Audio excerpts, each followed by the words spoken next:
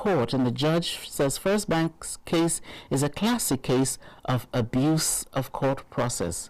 So having a whole lot of abuse in Nigeria, abuse of power, abuse of court processes, abuse everywhere. When are we going to be an orderly society? More stories. Labour threatens action if Rivers emergency rule is not reversed. That's on page 4. Federal character, Senate probes compliance of MDAs in recruitment and others. That's on page 27. Afenifere faults the declaration of emergency rule, and it organizes a symposium in honor of Adebanjo. That's coming up on the 10th of next month.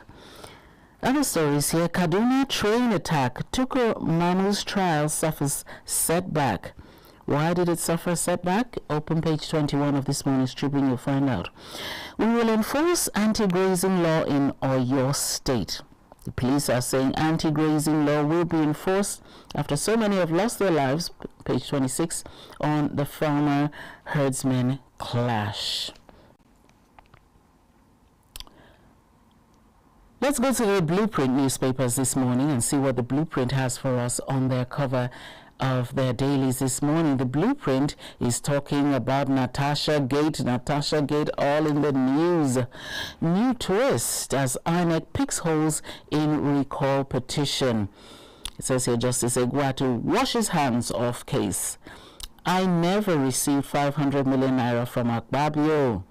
Akpoti Dwagan says she never received such many details there. You'll find that all in today's Blueprint newspapers. Other news there. NDE resettles 5,532 renewed hope employment beneficiaries. You'll find that on page 11. Rivers, Nigeria can't go back to its dark days again. Elder statesman. Who is the elder statesman talking there? Pick up a copy of today's Blueprint. You'll find out more details. Experts advise federal government to decentralize electricity sector. That's in the business sector, and it's on page 22. Sports, Nigeria versus Zimbabwe. Super Eagles bungle World Cup ticket in Uyo, page 12. How sad. U.S. imports over 2 million barrels of jet fuel from Dangote refinery. Experts hail the refinery and call for support. Okay, from the Blueprint, let's go over to the Matrix. The Matrix is still trending with Natasha Gate. It's all in the news this morning. Natasha Akpabio's sexual harassment brouhaha festers. That's the way they're capturing it on their front page banner headline this morning. Okay, there are some riders to the headline in the Matrix. It says also here that many riders. Mwabonyi Ezekwesili clash. A Senate hearing turns rowdy. It also says, why we closed sexual harassment case, ethics committee chair. Big to recall Senator Natasha suffers setback. Justice Egwatu recuses herself from case amid Akpabio's attacks. What's going on? Find it all out on page 2 of this morning's The Matrix. CBN making progress in stabilizing forex market, inflation control, so says Cardoso.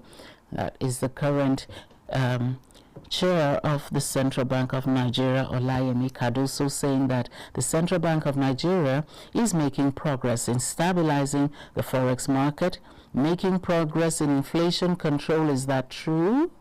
Well, so says the CBN governor. Rivers emergency rule also very much in the news. NLC talks tough, threatens strike. Two riders here. It says security agencies foil attempt to blow up oil pipeline. Sole administrator appoints SSG amid HOS resignation. More appointments. We have Tinubu appoints governing council. Others, a Federal University, Lean Ekiti. Federal Health University, Otupo, gets pro-chancellor. All the new appointments can be found on page 3. Sambo Dasuki rearranged over alleged 33.2 billion naira fraud. You notice that fraud cases these days, all EFCC cases now are in billions. Not 2-3 billions, but tens of billions, sometimes hundreds of billions. You know, the stealing this time is with a full chest. This time around, nobody came to play. We came to steal, and we came to steal wholeheartedly. I remember something when we were younger. They would say, well, if you're going to have to eat a toad, make sure you get the juiciest and the fattest toad if you're going to eat it. And that's what they're applying. It's such a pity, because at the end of the day, we wonder, will the EFCC let them go after dropping a little piece of granite? Just take this one, and you can go with the rest. Enjoy. It's so sad. No wonder the stealing is increasing. Let's go on to other stories on the newspaper this morning. We have more stories as Senate confirms Professor Melvin Ayogu as CBN board member. Federal government to pay backlog of NYSC 77,000 allowance. Wow, so that girl's protest didn't go in vain then. So the federal government is now promising to pay the backlog. Let's believe the promise comes to fruition, because all of them have passed out. They're passing out in a couple of days, and their last alert after the promise was made of 77,000. Even the youth corpers we have here informed us that no, they only got 1,000 naira a day. So let's pray that happens. If it does, it will be good. Okay, let's look at some other papers this morning. Let's look at the Punch newspapers. The Punch says here, sexual harassment hearing. Senators Ezekwesili clash. INEC faults Natasha's recall process. You find that on page 2. The writer here says, ex-minister slams Senate over bias in sexual harassment case. Hearing adjourned indefinitely. We have a picture story of the president there. It says, Tinubu lights NSF torch, reaffirms commitment to sports. You see some governors there. You know, Abiodun, is there Governor Abiodun of Ogun State, all clapping as the lit torch is handed over to the president. Another story at the top left, it says here, $1 for petrol. Marketers protest. Dangote exports fuel to US and to the others. So Dangote is selling the fuel to where he's going to get dollars for the fuel, and the marketers here are protesting. They're not able to keep up. First Bank files appeal. Injunction and stay of execution. Cargo remains under arrest. Find out all the details of that in this morning's Punch. Three other stories in the paper. First one on page 22 says CBN, Central Bank, plans fresh battle against forex speculators as the Naira slides. The Naira is sliding. We have another one here. Discos rake in 509 billion Naira amidst serial grid collapse. Page 21. So the grid is collapsing, electricity is not being supplied, and the discos are making hundreds of billions of Naira at our expense. Paying, like they would always say in the APC, paying for darkness. And a third story here, Zimbabwe dim Eagles World Cup hope after Uyo's stalemate. Page 30, not a very good clash they had yesterday, was it? Let us also look at The Guardian. The Guardian this morning is also talking political. It says here that mixed reactions trail proposal to hold general elections in one day. You'll find that on page 6 of this morning's Guardian newspaper. We have pictures of the president, of the INEC chairman, and others. We have other stories here. Appeal court stays action on Bayero Senusi tussle. Returns the parties to the Supreme Court. My goodness. 2 emirs in one palace. APC PDP LP spent 3.4 billion naira on campaigns during the Edo and Ondo Guba polls. That's the news, page 7. You wonder then how much each party spent. It would have been nice if they broke it down. Atiku rallies support for new political movement to unseat Tinubu. You find that on news, page 3. Natasha, petitioners yet to meet the requirement for recall, so says INEC. That's on news, page 3 as well. Organized labor threatens nationwide strike over Rivers political crisis. You'll find that on news, page 3. News, page 3 seems to be the reigning page to turn to on The Guardian this morning. Other stories, Minister unveils 5 million job initiative for youths. News, page 4. FG begins crackdown on irregular migrants from August the 1st.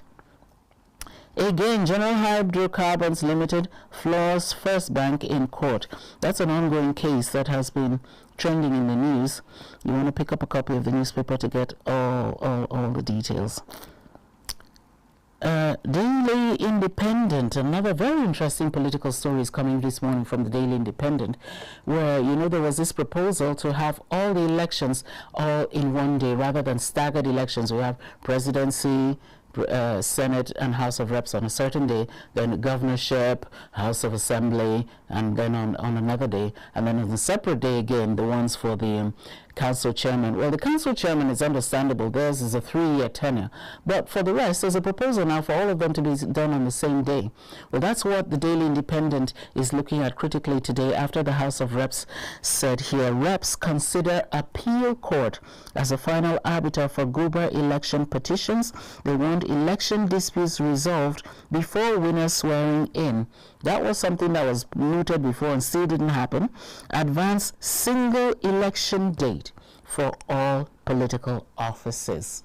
So these are some of the proposals which I think a lot of Nigerians, even sometimes callers here, also make that suggestion. So we want to see how far their consideration will go, if they'll debate on it, if they'll agree on it, if it's going to be another step that will help us in our political journey, our electioneering journey. CBN Governor, we are making progress on FX stability and inflation control. Okay, so the Central Bank of Nigeria is saying that forex stability and inflation control they're recording progress in that direction. Reverse Rivers emergency rule. Nigerian professionals in Europe tell Tinubu. What page is that? Okay, it's the cover story on this morning's Daily Independent. With other stories here, again, that General Hydrocarbons Limited floors First Bank in court, page 30. U.S. imports over 2 million barrels of jet fuel from Dangote refinery. You find that on page 30. Boko Haram raids 2 military formations in Borno. 2 soldiers feared dead. Others injured after a landmine explosion, page 8, very sad to hear. Senate probes NDAs on breach of federal character, page 7. National Sports Festival, Tinubu okays the torch of unity. Okay, there's a picture story of him receiving it on the front cover where it says here, Shehu Diku, who is the chairman of the National Sports Commission, presenting the torch to the President Bola Tinubu, who's all smiles as he collects it. We also have the same Natasha Gate story at the bottom. It says here, INEC false petition to recall Senator Natasha Akpoti-Addo. The judge withdraws from the hearing and Natasha's suit against Akpabio. Rivers State still in the news. Rivers, the bottom of the bottom strip says, Rivers police others tighten security, declare war on economic saboteurs. You'll find that on page 8 of this morning's Daily Independent newspapers. And we have other dailies we haven't touched. I think we've touched the Matrix, Blueprint, and the Tribune, Daily Trust, Senators Equazilizi. So let me just go straight to sports then. Well, for those of you who are sports lovers, if you paid all that transport to go to Uyo to go and watch the match, you must have come back a little bit disappointed because the Super Eagles only managed 1-1 draw, which has really affected their chances in the World Cup qualifiers. As a matter of fact, South Africa beat Benin Republic, so already some other teams are advancing. Nigeria is shaking. Anyway, let's look at Punch Sports Extra. The Punch Sports Extra puts it this way: hope dashed. Gospel singer Bassi, others knock poor Eagles display. Warriors dent Eagles World Cup ambition after Uyo stalemate. It was a 1-1 draw. Nigeria won, Zimbabwe won. 2026 World Cup qualifiers. So that's what they're leading with. There are other stories here. Mario steps up recovery. You have Ndidi open to Galatasaray move. Well, that's where our star striker plays. I'm now willing to sign a new Forest contract. Monday joins Washington Spirits from Tenerife. Okay, that's talking about women's football. Wakama gets new NWBA job. Okay, so there we have here. Adebayo battles Tanzanian for WBO title, and Brisbane to build a 63,000-seater stadium for the 2032 Olympics. See, countries are busy planning way ahead, unlike some countries that do shotgun approach, fire brigade approach. Chelsea eyes Garnacho. Okay then, so that was it. Our top striker, that's what we're going to call him now, Victor Osimhen, once again stepped up to the plate and scored a goal for Nigeria. Unfortunately, Nigeria wouldn't defend their lead because they scored first. At the end of the day, the Zimbabweans came in with an equalizer, and that was how Nigeria's chances just grew that much slimmer. What is so painful, though, is that it was a home match. It wasn't an away match. The home match, you're supposed to take all your advantages and do everything possible to slide forward. Interestingly enough, the Akwa Ibom State governor paid for the 30-seat stadium. He paid for 30,000 free tickets. The stadium was full. The people who came to watch the match free, they all went back a little bit disappointed. Let's see how it goes, but the World Cup, chances are getting slimmer. All no thanks to the current Super Eagles. Play. Okay, what will happen right now is that we're going to take a breather. When we come back, we have a very, very interesting topic, and we have somebody very, very, very interesting to talk to who's going to handle the topic today, and that is saying that is Nigeria's democracy, that is the accusation now, is Nigeria's democracy collapsing? Are we still having democracy in Nigeria? We will be having a guest who's joining us virtually to tackle that topic. So you don't want to miss any minute of it. We're just going to take a short breather. When we come back, we're going to try and hook up with our guest. And after that, we'll open the phone lines, and it will be your show, and it will be your day. Okay, we'll be right back. Do stay with Kaftan Television.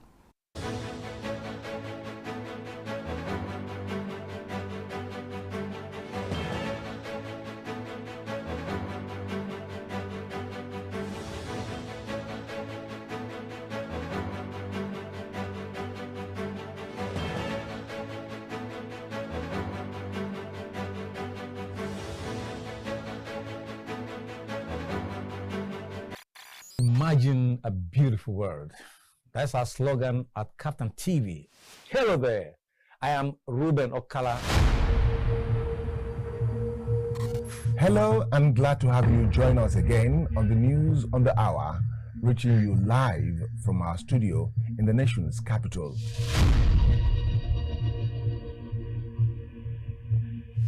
And that has been the news. Many thanks for watching. My name is Fatima Abbas Hassan. I'm there cutting Baba today. I am Kirian Umaye. The politics of Lagos State is still very much in the hands of the leaders. My name is Dayo Omogun. I've not done a change of name. King Adebayo Film and Theatre Arts Network. We always dish out beautiful materials.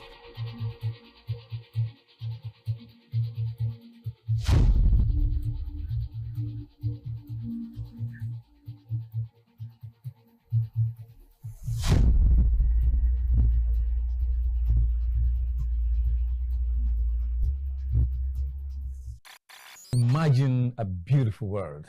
That's our slogan at Captain TV. Hello there. I am Ruben Okala. Hello, I'm glad to have you join us again on the news on the hour, reaching you live from our studio in the nation's capital.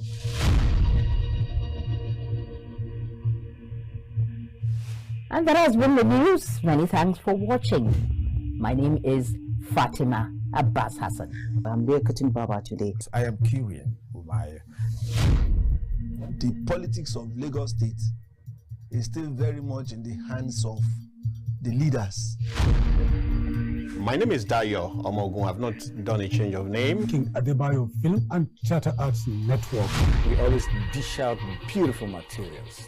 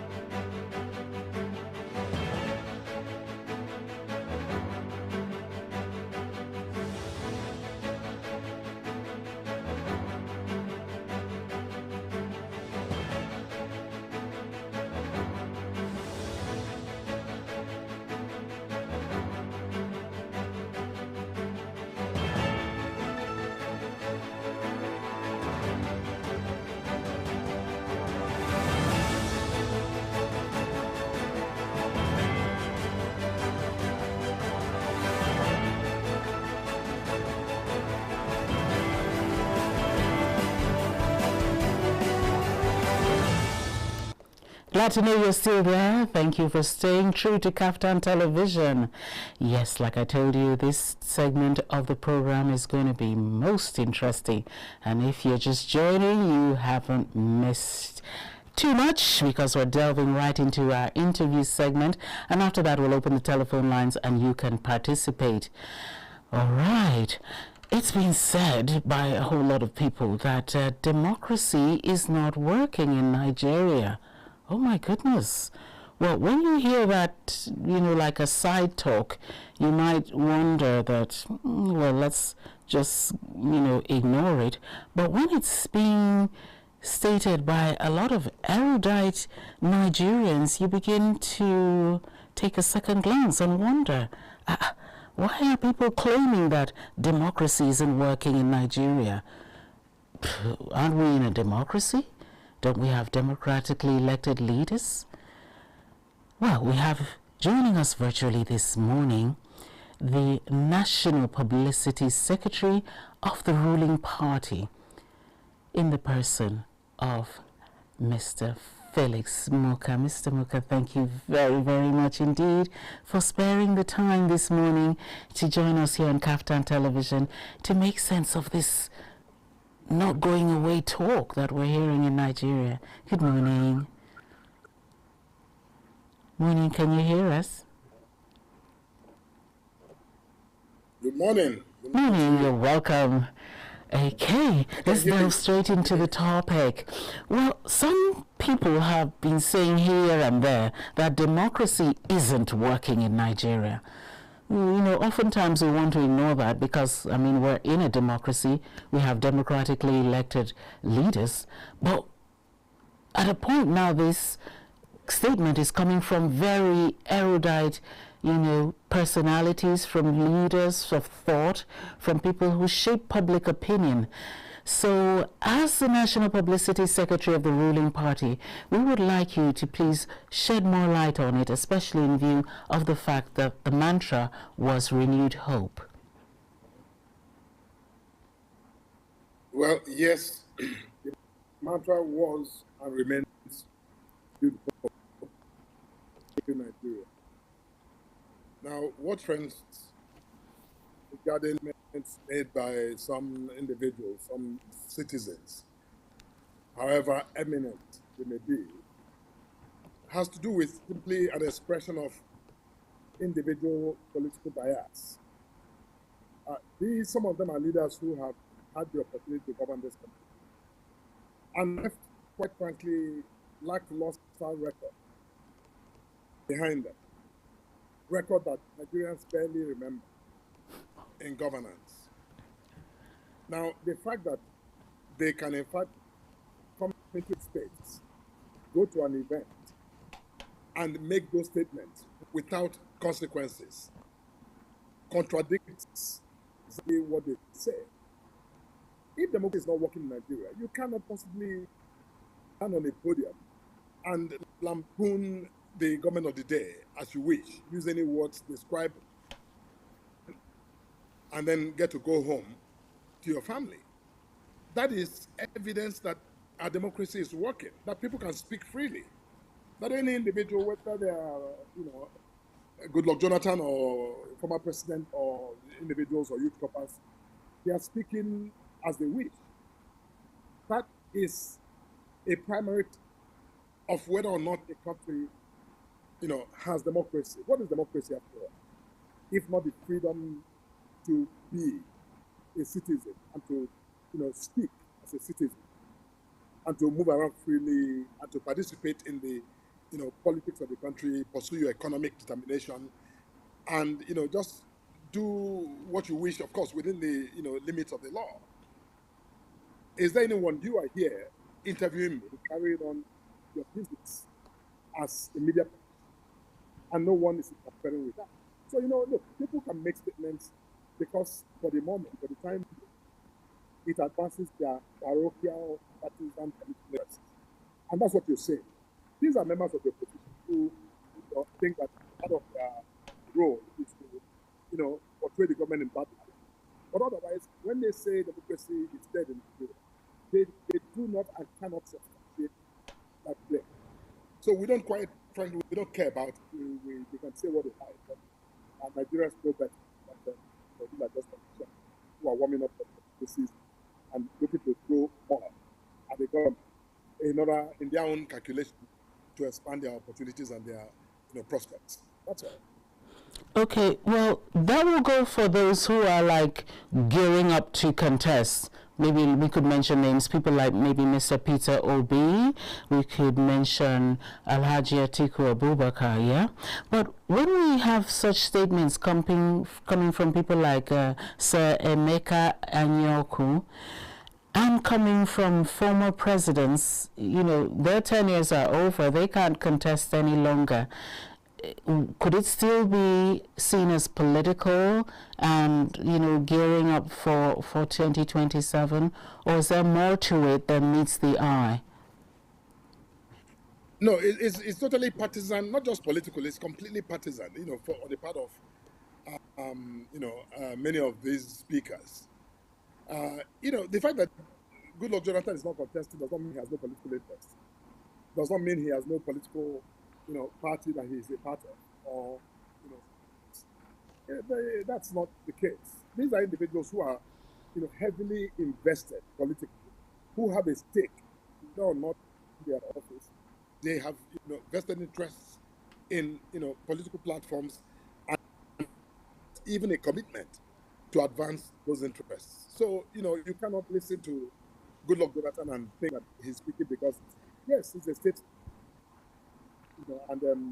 But at the same time, his comments are heavily tainted with political bias. And because see, my point is, irrespective of their intent, of their motive, the point I'm making to you is that there are no facts on the ground to substantiate those claims.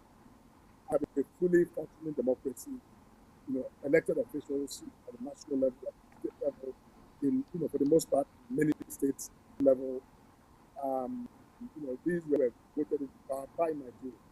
So if you say that democracy is dead, you are invariably saying that the exercise by Nigerians at the polls, the votes Nigerians gave to elect these officials, whether of APC or PDP or other parties, means that Nigerians don't know what they're doing. I think that's a bit too much. Don't care who says it, doesn't make it right. All right. Yeah, we have a situation. I remember President Obasanjo released these sets of books.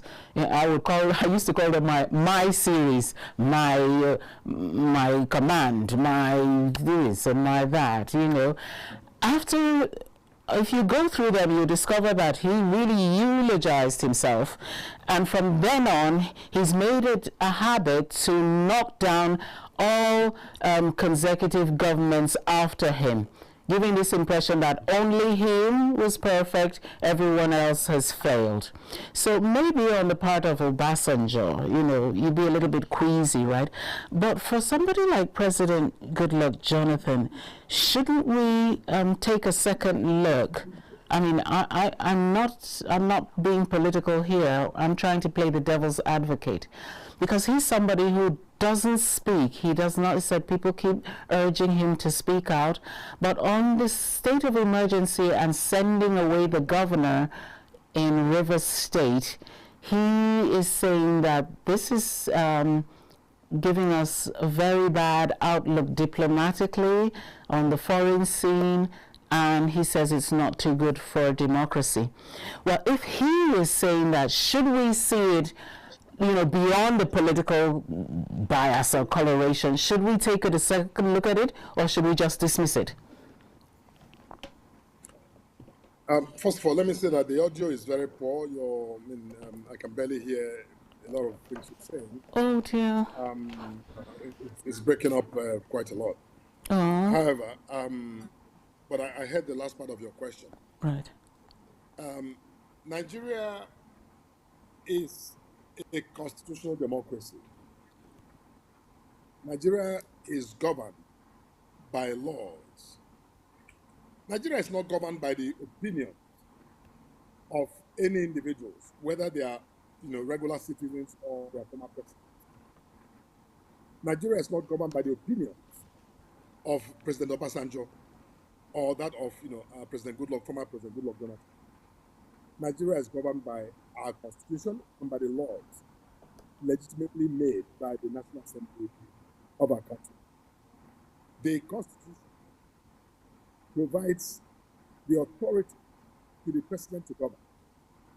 Today, the president of the Federal Republic is President Bola Ahmed Tinubu, and he is governing in accordance with the Constitution of Nigeria.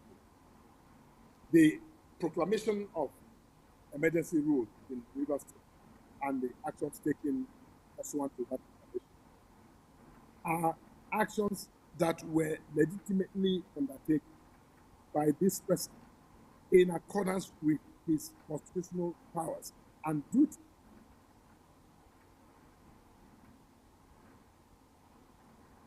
And in Ekiti States, when he was governor, he didn't have anything near the justification that this president has to declare state of emergency in the Rivers State when he did so in Ekiti and Plateau State and removed and suspended the government. So for a man like that, who was military head of state, achieved nothing, was civilian president, quite frankly, achieved nothing that is memorable, to come and, like you said, has made it his business to really come against and come after every president since himself, portraying himself as the savior of Nigeria when he couldn't save Nigeria when he had the opportunity to do so. You see, his Sisyphean letters to the Greek gods will remain what they are. He will keep writing those letters until he writes no more. You see, people are free to do that. He may write those letters if he chooses. It's a democracy. The day he's, tired of writing, he will stop writing. But the point is that Nigeria must move on. Nigeria must, continue to lead. Since he left office, we can't stop Nigeria because of Obasanjo is not president. So look, people are free to write or say what they choose. That's why it's a democracy. And again, I must say that that's, another example that our democracy is working. Our democracy is doing exactly what our democracy is supposed to do because, he has been able to write these letters on the stop. Nobody has stopped. Nobody has attempted to stop. That by itself is, the ultimate enjoyment of democratic freedom. Okay. Yeah, a lot of times we here in the studio receive, barrage of calls from ordinary citizens complaining about hardship, complaining about the economic downturn. Let me just give an example of myself, right? There may be something I'm targeting, maybe a very expensive wig. In that case, I'll deny myself a couple of things till I meet that target, buy maybe that wig I want, and then wear it with that satisfaction. So Nigerians are also wondering, right, there's this economic hardship and there's a target in view. Is there a timeline? For instance, will the tide change from maybe 2026? Will there be some reprieve? Because as it is now, inflation figures are given as falling, but in actual fact, prices are still very high. Hardship is really there. The buying power, talking about the purchasing power of Nigerians, is weakening. So people are wondering, is there an end game to it? Can we project this and this and this is where we're heading, and this is a time frame? So that people won't stop, things are so tough, things are so bad, and then end the statement there. Where will the end come?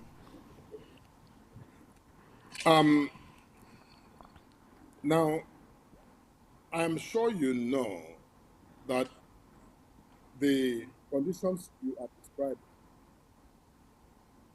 didn't begin today or yesterday right, or 2 years ago.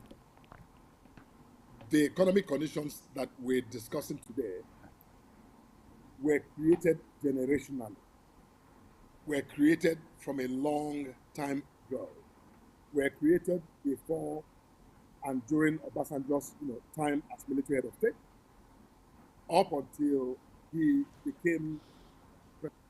And all through Jonathan and until today, successive governments created and nurtured the conditions that have plagued our country economically from a long time ago. Now, what happened over the years is that some of the presidents who came along simply preferred to kick the can down the road to the next president to solve, didn't do what was needed to be done in order to fix Nigeria's foundational problem. Take, for example, the oil subsidy on petrol, Right. which successive presidents implemented, managed or mismanaged, that led us to the administration of President Tinubu. Now, every economist, not just in Nigeria, but internationally, agree that that system was unsustainable and was invidious, was crippling, was ultimately going to defeat Nigeria and humble our country. Everyone agrees on that. I don't think there's anybody who disagrees. Atiku Abubakar, when he campaigned for the office of president in 2023, he also promised Nigeria he was going to take that. Oh, we're losing you. Well, I'm here. I've done nothing. Is the connection? Okay, you're back on. Thank you. Me? Yes. Yeah, but I must say the quality of the audio is very poor. I'm sorry about that. I'm not sure why. I don't know. Yeah, well, you did make a point, which I have even stated as well, because every single political candidate, presidential candidate in the 2023 election cycle campaigned on the premise of the removal of fuel subsidy. So, like you said, that had always been a leading point. But where Nigerians seem not to be very happy is what was the back plan. So now fuel subsidy is removed, then in comes all this economic hardship and all that.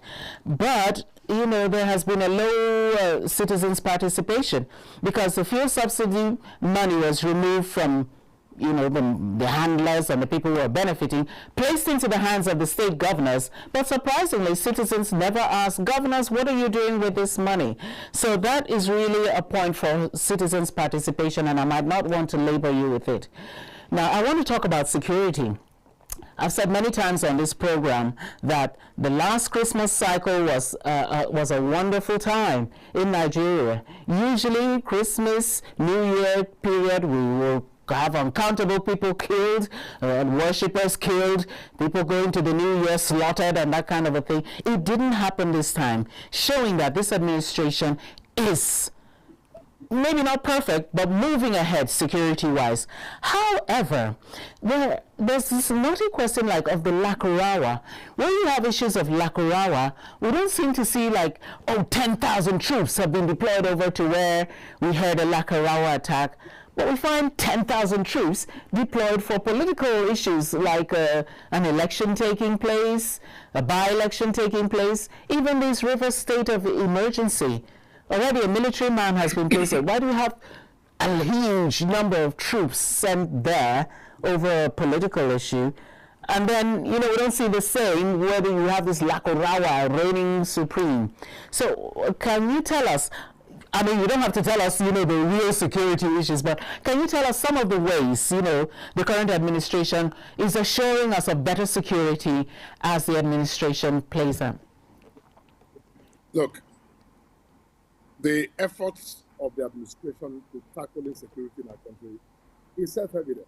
You refer to some of the results already. In many parts of Southern California, where people were burying their dead every day, literally. People now sleep with their eyes closed. Security has improved, remarkably in many parts of this country, in the northeast, in the northwest. And and it's getting better, and it will get better because we You see, we Nigerians, we don't salute enough the courage and the, selfless sacrifice, very painful sacrifice that our military people make every day. So, you and I can go to sleep and sleep well. Our troops are battling insurgents, battling Boko Haram, Makowa, all of the other, entities. They are battling them every day to, clear them out, to degrade their, capacity, to rout them out. They're doing well. And this government is, doing everything possible to support our troops, provide them the resources they need, provide them new, modern equipment, motivate them, provide. So, the government is doing a whole lot. But see, insecurity is, quite frankly, unfortunately, almost an unfinished business. Because the more you win these spaces, the more you have people continue to engage, in those theaters. So it is that simple to see.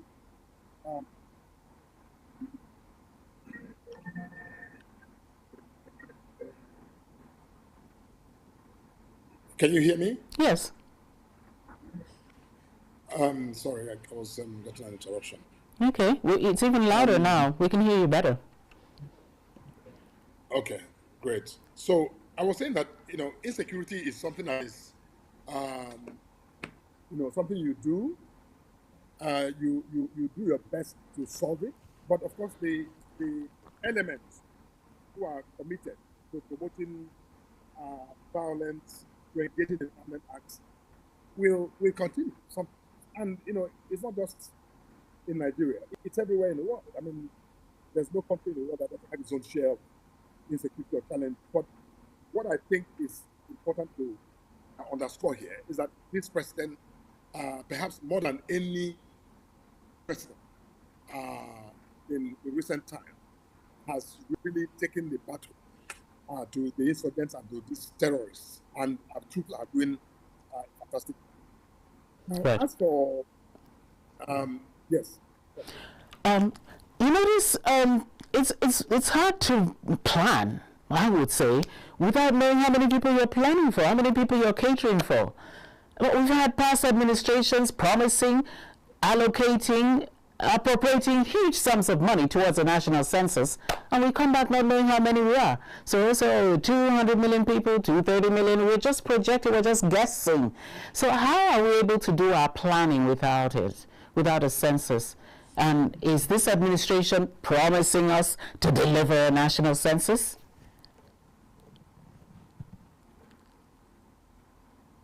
Can you hear me, sir? Mr. Moka, can you hear me? No, anything you said.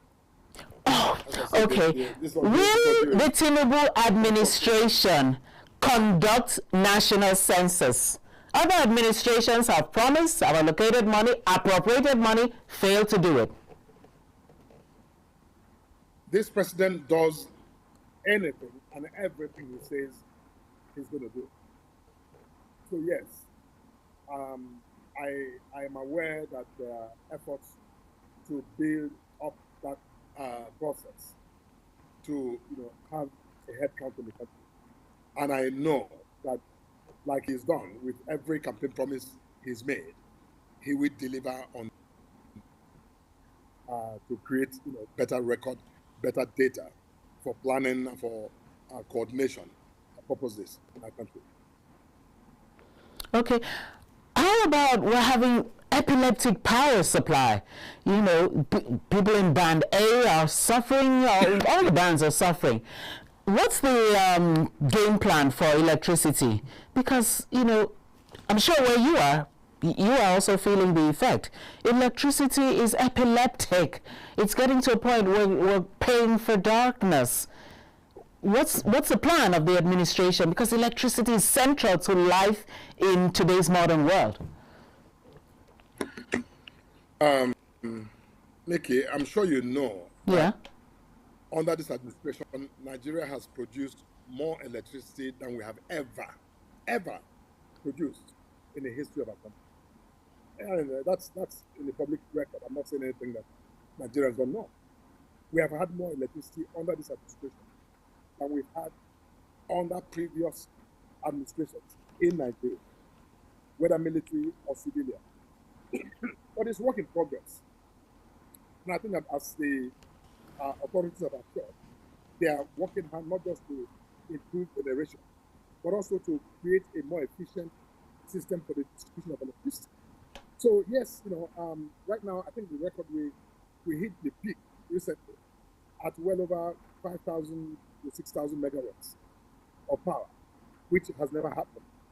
Obasanjo were teetering in the realm of 1 point something to 2 megawatts. Under Jonathan, yes, they have 3 megawatts. We never reached 5 megawatts of production. Let alone pushing the boundaries of 6 megawatts. So I think that there's a whole lot to be said about the commitment and the to improve the quality of life, improve the delivery of services, and ensure that Nigerians have better access to amenities of life. It makes them more comfortable cross-border, whether it's Okay, let's talk a little political now. We respect that. Let's talk a little political. The APC announced that coming Anambra State governorship election, there was going to be, some say, direct or indirect primaries. Can you hear me? Can you hear me, Mr. Moka? No, I cannot. No, I cannot. Anambra State governorship elections. The APC is planning, some that say direct, some say indirect primaries. What's going to be the correct system, and what are the advantages? I'm afraid that I cannot hear. I hear Anambra, but I can't hear the question. Okay. Will you do direct primaries, and if so, what are the advantages? Did you hear me? Well, if you're asking for the difference between direct and indirect primaries. Yes. Well, they are both modes for the selection of those who will be who will fly the flag of the party, standard bearer for the party. Direct primaries is a situation where every member of the party, literally, every member of the party,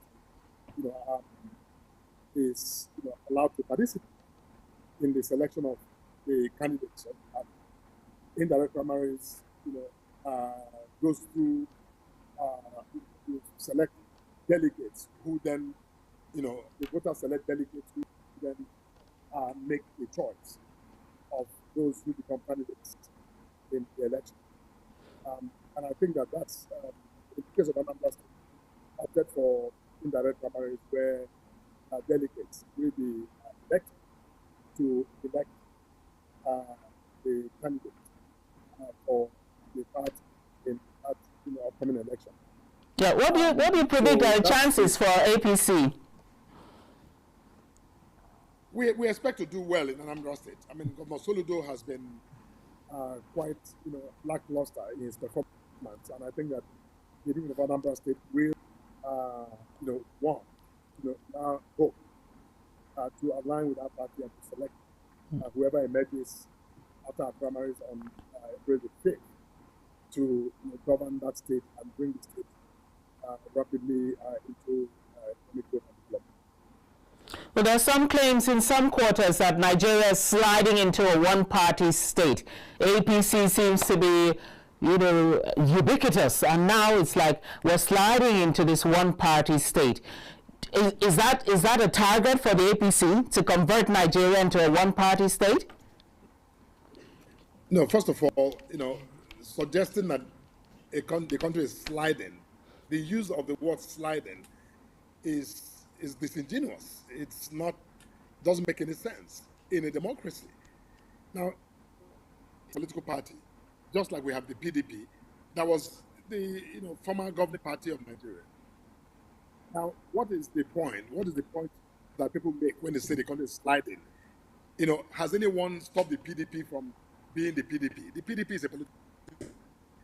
They are, you know, populated by eminent, you know, citizens, veteran politicians. They are still there. So if you say they are sliding, no, not me. It is said. It's not me. or on Labour Party, you know, whoever says it. I mean, Yeah. I'm just saying that that's the commentary is on the PDP and their so-called preeminent members, who some of whom have governed this country and governed our states and across all levels of government for decades. So, you know, that suggestion simply means that the PDP has, you know, outdone itself, has devalued itself and weakened its own capacity to be a political party. You know, if they want to wind down, then they can wind down voluntarily. And then you can begin to talk about, you know, maybe Nigeria may ultimately be faced with, you know, that fait accompli as a one-party state. But even then, we have, you know, so many political parties who are there. So, you know, I don't think this, you know, suggestion of privatization makes any sense, quite frankly. What is there is that PDP has proved incapable of governing itself, of conducting its own affairs responsibly. And, you know, you can't govern yourself and you aspire to govern a country. That, I think, is where Nigerians need to focus, other than this suggestion of APC, you know, is pulling Nigeria to one party. We will be a political party. Anambra election is coming. We're going to compete. Win or lose, we will compete. Nobody don't compete. APC shouldn't compete in Anambra because, you know, we don't say Nigeria is going to be a one-party state. Who does that? You know, other parties should, you know, buckle up and do what they must do, just as we are doing and minding our business and building our own capacity to govern ourselves and to project, you know, into the electorate that we are able and capable of governing. And that's why the electorate, you know, has continued to vote APC, because they know that we are, you know, we are working hard. We don't take granted. We're working hard every day to justify their vote. And that's what it is. So Okay. other parties should, yes. Okay, we have coalitions, mergers, coming together, alignments and realignments, and they all, you know, all come up with this target, which is unseating Tinubu from Aso Rock come 2027, nudging the APC out as a ruling party. Now, what's the APC's reaction to all these coalitions, mergers, coming together? You know, former strange bedfellows now coming together. How does the APC react to the seeming movement? In fact, one of the stories today is saying that, oh, we don't have any structure, we don't have, some say, oh, our problem is we do not have flag bearer. Some say, oh, well, what we want is to unseat Tinubu, 2027, kick out the APC. What's the APC's reaction? Look, APC has, we quite frankly, we're not bothered by all that. Because if a political party or platform makes unseating a sitting president and unseating a ruling party their objective, that shows you they don't even know what they're doing. Because that should never be the objective of a political party or of, you know, any serious-minded political actor. It shouldn't be. The objective should be to offer Nigerians a superior program of social, economic, political program of transformation that is superior to the program of the ruling party or of the sitting president. But when you listen to them, it's not about Nigerians. It's about their ambition to become president. It's about Atiku's ambition to become president. It's about this ambition to become president. About maybe even El-Rufai's ambition to become president, even though he has not said. But, you know, that's what it is. It's not about, you know, promoting the well-being or the welfare of Nigeria. It's not about, you know, introducing or, you know, asking for the opportunity to, you know, implement programs that are superior to that which the current administration is implementing. Now, that's where they get it wrong. And that's why they will continue to fail. Because, you know, it's about them and their ego and their self-interest and their desire to be president. Personal ambition is not to be conflated with the strategic interests of the country or of a people over 300 million people. You know, you don't take the ambition of one man and use that as a yardstick to determine the future of 300 million people. Now, that's what these, you know, people are doing. And I think it's a failed strategy, and will not see the light of day, quite frankly. All right. You see, we've had PDP, you know, I've interviewed some PDP chieftains, and I've raised exactly the topic you've raised. I've raised to them, and I say, listen, you know, would you say you're offering credible opposition? Are you acting, you know, a script of opposition? And they say things like, you know, the APC came with running down the government agenda. They came with hit the government agenda. So Nigerians are longing for that kind of a thing. Since we're not doing that, then they say we're not credible opposition. So what do you make of the PDP stance? They believe, the PDP believe that their approach to opposition is the right approach. You believe that the coalition and all this merging is just about personal self-interest. So what's your take on their stance about opposition? Since they claim, can you hear me?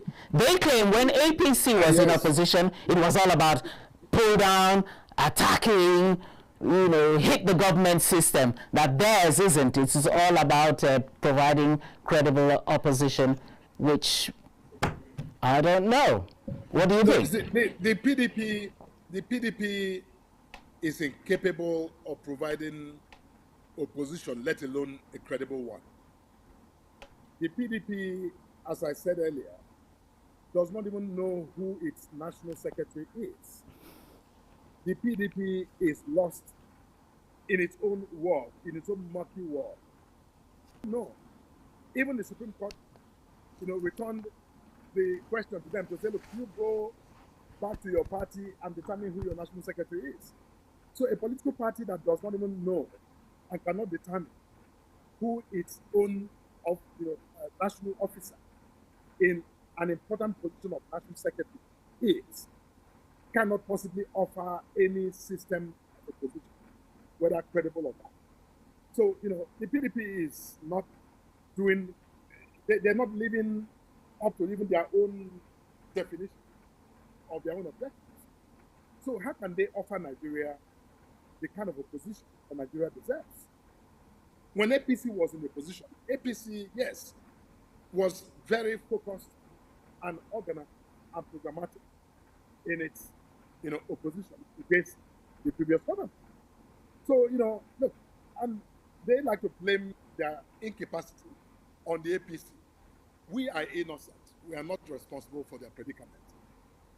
They fix their own problems and leave us alone. All right. I want to just ask you, because you're a human rights lawyer, you're also a human rights activist. Do you think Nigeria has come as far as you would have wanted us to go in the area of human rights and, you know, activism? Do you think we've reached as far as you had planned and would have wanted for Nigeria? Nigeria is not doing badly, quite frankly, when it comes to human rights. I mean, as you referenced, I am, you know, a long-standing human rights, you know, campaigner, pushing towards 40 years now. And, you know, in my experience, we've had, you know, worse days. But as you know, it's a living, but it's about, you know, people. And as time goes, rights evolve, methods of, you know, respecting, protecting, and fulfilling human rights also evolve. What matters is that the space continues to exist for people to assert their rights, whether it's civil and political rights or economic, social, and cultural rights. They must continue to have that space to assert their rights and to expand the frontiers of freedom. But I think that, you know, we have had now since 1999, you know, this consistent ability in our country to elect, you know, civilian, you know, government and to pursue and uphold our constitution without going back to that back era where the military would come in and set us back. Okay. So, you know, while our democracy is perfect, we must realize that we don't have any option. So when, you know, frontline leaders come out to say, Nigeria's dead, democracy is not working. You see, just because they want to score a political point or they want to advance their European interest, they must be careful. Because if, for example, anyone after this administration, becomes president, how do you then tell them because we have president, democracy is working? You see, you must be careful what you say. Because if you say democracy, you think that if in 30 years you become president, then Nigerians will believe that because, Mr. A is now president, therefore democracy is working.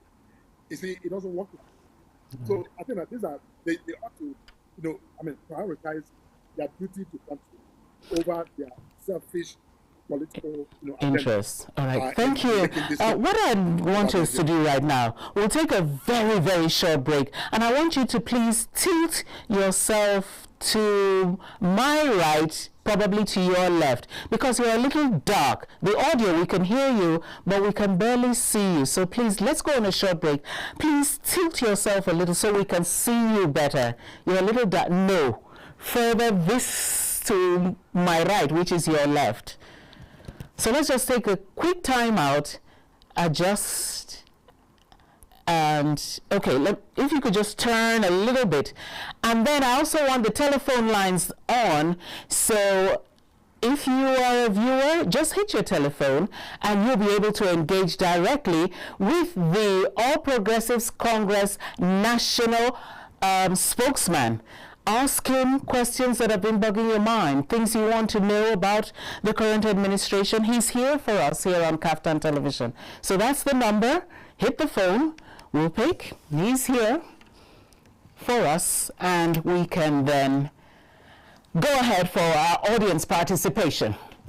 Okay. Mr. Moka. Right, I wanted to make sure you're still with us. Okay, we're going to have some calls now, phone-ins. I hope network is right there with us. And then we'll hear what people have to say about one or two bugging issues concerning the national, our national entity.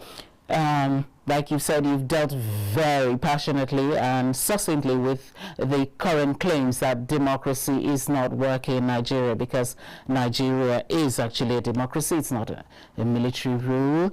And you've also dealt with issues of the economy, you've dealt with issues of security, as well as political alignments and realignments. So let's hear from Nigerians. That's the number on the screen. Hit the phone. Call in. We have the National Publicity Secretary of the APC as our guest this morning on Kaftan Television, right here to answer some of these bugging questions. And we have our very first caller. Good morning. Good morning. You're How welcome. are you? Fine, thank you. And you? Yes, I'm fine. I'm calling from Auchi, Edo State. Sorry, I didn't get your name. Your name? Okay, Ochonga is my name. Ochonga from Auchi, Edo. You are welcome. Go ahead with your contribution. The question. Right. The question whether democracy is working in Nigeria, to my own view, is that democracy is not working in Nigeria at all, because those people who claim that Nigeria selected them, they take undue advantage. They don't even look at what happened between the Senate Senate Committee and Obieze and Abiola and all that. Those people, they're supposed to listen to those people who came to know, or who came to ask, or who want to know what is happening in our democracy.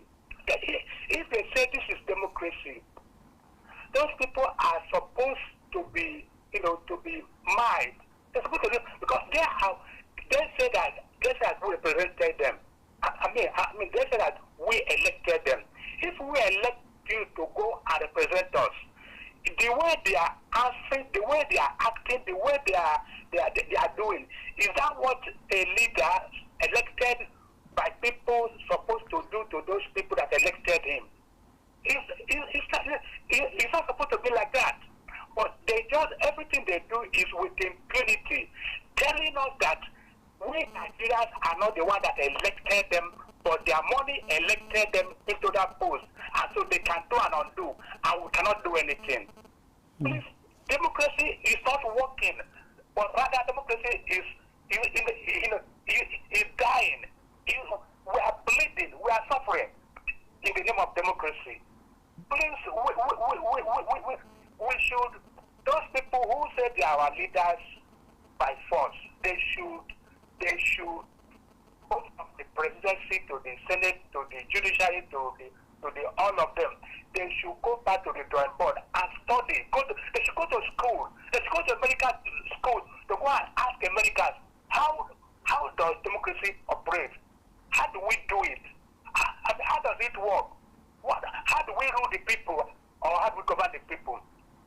So that those who they are trying to copy will now educate them. If not, they are not representing us, but they know or they feel that it is not we that elected them, but their money elected them, and so they can do us anything they want. Right, thank you very, very much indeed. Okay, that's Ochonga from Edo State. You keep the calls coming in. The numbers are on your screen. Let's have your opinion. Your opinion is very important to us. We have another caller on the line. Good morning. Hello, good morning, madam. Morning, sir. Usman Samsaki calling from Yola. Usman from Yola, good morning. Madam, actually, with the present crop of politicians, especially with the ruling party, the men of the ruling party, democracy is not working in Nigeria. I'm well enough. I'm about 60 years now. I witnessed the democracy of the Second Republic. What is going on now, especially within the ruling party, will truncate Nigerian democracy. I'm telling you, mark my word. Look at this stupidity that is going on in the Senate. Is it a parliament for Nigeria? But maybe the NTC secretary that is there will let us know. But honestly speaking, with this kind of thing happening in Nigeria, democracy will be truncated before 2027. I mean, thank you very much. Thank you for your opinion. Keep those calls coming in. We had a line was clashing. That's Usman calling in from Yola. Keep the calls. Yeah, the numbers are still on the screen. Right. Morning. Good morning. Right, you're live. Yeah. Your name, sorry? Shoyombo. From Abeokuta, Ogun State. Right. Good morning. Yes. Yeah. Yes, I'm talking to the discussion. You're live. The current democracy, is it working in Nigeria or not? I can say with all authority that the democracy in Nigeria is not in progress. What is happening in Nigeria is about democracy. What is happening in Nigeria and democracy? Never take the democracy. One freedom of speech, one freedom of gathering. You can live anywhere like in Nigeria. Nobody hinder you. So all these complaints troubling that democracy is okay, they actually the problem of this country. That the corrupt politicians who have corrupted the political system, they corrupt the judiciary, they corrupt the politicians, they corrupt the masses in the country. That's why it looks as if democracy is working in Nigeria. Democracy is working in Nigeria. We're making progress. And at this time, what will become the president? Then Africa is president. Then the German comes president. Now the German comes president. We're making progress. All right. So we're making a step. I think we're a step ahead. When time goes on, we're going to perfect everything. We're going to like America. America, what they have to do about 2 days ago, they are very democracy. India, they're beginning the war. They're not too many just one night. So it's work in progress. Okay. So I don't disagree. The program is working. So they are building the ruling party. All the parties are involved, not the ruling party. Some people are just biased because the ruling party. Every political party is involved. So it's not the ruling party. Right. Democracy has come to Nigeria. I'm going to the proof that time goes on. All right.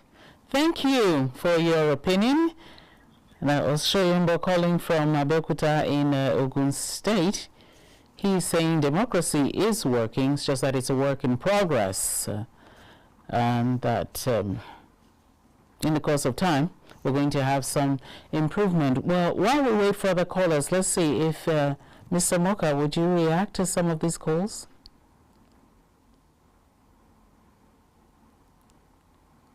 Would you react to some of the calls? Can you hear me? Mr. Moka, can you hear me? Oh dear, the audio, problems with the audio. Well, let's take another caller. Good morning. Good morning. Morning, a female caller. I'm always excited and happy. You're welcome. This is Madam Helen calling from Abuja. Madam Helene, you are welcome. Let's have your take. Go ahead, madam. Madam? Hello, madam? Oh, dear. Madam, do well to call back. We lost the audio for a moment. I don't know what went wrong. Do well to call us back. Let's see if we can still have you. Hello, good morning. Good morning. Morning. I'm Collins from University. Collins, good morning. Good morning. Right. Let's have your take. I want to contribute my little quota to the topic of the day. Your quota is not little. Contribute. Hello? Your quota is not little. Just go ahead. What I want to say in essence is this. If you look to democracy, according to the little I've got to understand in school, democracy is the government of the people, by the people, and for the people. Are we practicing what the meaning of democracy is in Nigeria? Let me emphasize on a little thing. Now you can see your United States. I think they are the most powerful country in the whole world now, if you look to things. In US, if things are not going well, they protest. They can protest still in Nigeria. No. Now, in terms of our government, if you look to all these governors now, the moment APC came into power, we voted everybody when they came into power. Shall we see? Most of the governors that are in other parties that are corrupt, why their issues were about to come out the moment they come to APC, their sins are forgiven. You don't hear anything from there again. Is it the right thing? Okay, look at the state of the nation now. As I'm speaking from Benue State now, we could not even go to our farms. Our CDMs, the herdsmen open the grass, we spray on it for their cows to eat, using their own investment to destroy another person's home. That's how life is. I happened to make a comment, was it last week, that truly are we having representatives in the House of Assembly, House of Rep? What is it that what our people are going through are not being pronounced in the House? Right. Have you tackled your House representatives? Have you? All of them we have access to. You don't have access to them. The ones that you have access to. That we have access to. Oh dear. Is when they come close to you. Mm. And when most of them get into power, you don't have the access to speak to them any longer. Yeah, they change their numbers. So it's only during campaign that they will come down even to the deepest place where there is no road to pass. They will come in. Mm. So please, I earlier said I'm going to say a little, but you people should look into what is happening. The basket of the nation is no more because we could not go to farm. So that means, I don't know the logo they are going to give the Benue State now. So please, more especially the issue of Natasha and Akpabio. We will know Akpabio. I don't want to say anything to that side. We know him right from PDP. The only person that is power now is only we that are the poor masses, that the law of the nation don't work with. The people in power, the political elites that are in power. Our rules and regulations, constitution doesn't work on their head. So if things continue like this, then democracy cannot keep. So please, let our senators, our House of Rep, the presidency, and down to the local government, let them see exactly what is happening. Let them change. Let things change. You're right. We love this democracy. We cry for it. So let it not be a curse upon us. Thank you. Okay, saying we love democracy. We don't want democracy to turn out to be a problem to us.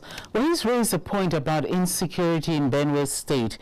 And as a matter of fact, Benue has really been in the news with a lot of these problems, which seem to just be reappearing because in past administration, Benue was like a bloodbath. And it's sad to hear this is reoccurring, and we really sincerely hope the security operatives are really beaming their searchlight onto Benue, which, like you rightly said, is the food basket of the nation. Okay, let's just hear from Mr. Moka. I'll take calls are coming in, but let's just hear from Mr. Moka, please. Let's just hear from you because our time is fast winding down. So let's just hear your take, especially, you know, the last caller who spoke about the security situation in Benue State, which seems to be escalating at the moment. It had de-escalated, is that the right word? And then right now it's popping back up, and it's a source of concern. Can you hear me, sir? Can you hear me, Mr. Moka? Oh, can't hear us. Oh my goodness. Okay, let me see if I can just take a lucky caller. Yes, we have a lucky caller on the line. Hello. Yes, good morning. Morning. How are you doing today? Fine, thank you. And you? I'm good. Right. My name is Victor Isikom, calling you from Ravens. Right. Yeah. Please, I'm appreciating you, but although it's an obvious that your network is not much clear with your visitor there. Yes. We want to ask a few questions. If he's still confirming that democracy is not falling apart. You know, since 2015 that APC came on board, Nigerian suffering double. Where did APC take up the price of fuel per liter? From 97 naira, right? Hello? Right. Yeah, from 97 naira. How much is it now? Right. You have to make it very short and sweet. You might forget the examples and go straight to your point because we're out of time. Yes. How much was a pack of rice? Now, you are come back now to what is happening now at hand. Right. The same way they elected the Mr. President by the people, it was the same way they elected the governor by the people. The same way and the same immune that covered the Mr. President, the same immune that covered the Mr. Governor. Then who to suspend who among the two? Where the law in that very section 305 has spelled it out that it's only when there is crisis that governor cannot manage. That is where the president declared the state of emergency. And now, president is not just only declared the state of emergency, and you are suspended the elected governor, which the people elected by their vote. And the same thing now is playing at the Senate. Whether Natasha is doing good, what he did is bad or wrong. Why not give a fair hearing? Yesterday, the people that came that are supposed to listen and hear it out, they begin to quarrel. All those things, what does it stand for? Is the democracy not falling apart? Right. Now, in U.S., being a mighty... Thank you, sir. You wrap up your thoughts. We're really out of time. Yes. You're just a last caller. Yes. If person protests Nigeria, APC go against it. But in US, when you protest, government listen. But in Nigeria, when a citizen protest, the government go after the person. Is it not democracy falling apart? Thank you very much, and let him address us those few ones. Thank you. We appreciate you indeed. Okay, that's our last caller for today. We want to thank all of you who called. We had Ochungu from Edo State, Usman called from Yola. We had Shoyombo who called from Ogun State. We had Madam Helen, we couldn't hear you. Collins called from Benue, and now Victor Isidore calling all the way from River State. The lines are still buzzing, but we are completely out of time. I want to sincerely thank our guest, the spokesman, national spokesman of the All Progressives Congress, Mr. Felix Moka. Very good of you indeed to have featured on Kaftan Television this morning and put us in the light of some knotty issues that some Nigerians really wanted to find out about. We thank you for all that clarification. I sincerely thank our technical crew doing some of these virtual television broadcasts, which are live, and its live streaming is not as easy as it looks, but you've been able to handle it. Thank you very much, Mr. Bright, and all the people behind the scenes. I'm Nikiata. Thank you very much indeed for keeping faith with Kaftan Television. We always assure you of the best each time. So stay on with us. Kaftan Television continues with more live programming, and what can I say but wish you a lovely midweek day and a very prosperous week. See you afterwards on our next edition of The Press. God bless.